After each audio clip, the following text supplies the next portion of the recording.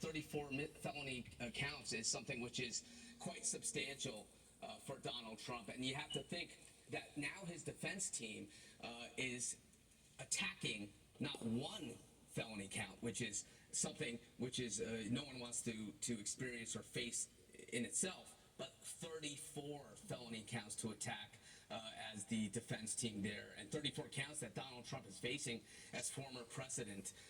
And it's mind-boggling how we've gotten here, but it's something we never have seen. But now the real burden, and of course there's always the burden on the prosecution, but I would say the burden is all the more great just from a public perception standpoint on Alvin Bragg and the Manhattan DA's office to show that this is a indictment that was reached based on the law and the evidence and not motivated by politics, as many people who are criticizing Alvin Bragg and his office are saying. Now, how does it work? I mean, obviously, as a former president, he put people on the federal bench, on the Supreme Court.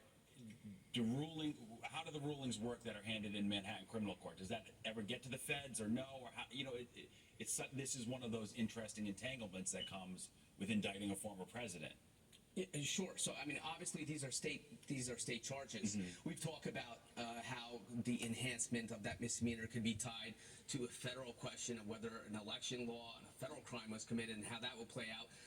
But essentially, what is the appeals process here? So let's say if there is an appeal, it's going from the state Supreme Court to the appellate division in New York State, ultimately to the Court of Appeals in New York State, which is the highest court in New York State. So that's state law.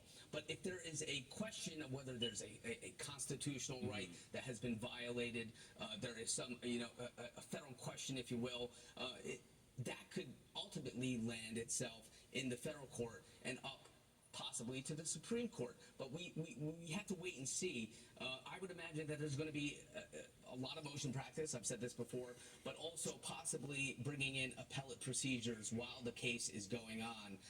And then ultimately we have to see how it plays out in terms of if there's a conviction and if there's ultimately appeals stemming from that. It's so fresh that we're really, looking ahead with a lot of question marks. So. And we've yet to hear from Alvin Bragg as well, which we'll hear at 3:30. 34 felony counts.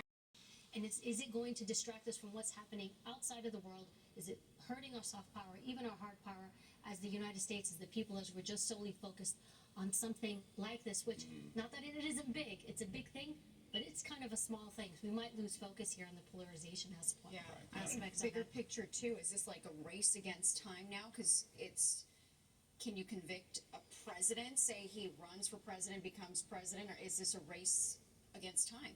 Well, I think it's a race against time in terms of that 2024 election being a very pivotal point. And I think that the DA's office are going to need to do what they have to do in terms of bringing this case either to a plea, which we don't expect, or to trial well before that. So in terms of bringing this case to a closure, and I think it would behoove us as a nation to getting a resolution to this sooner rather than later.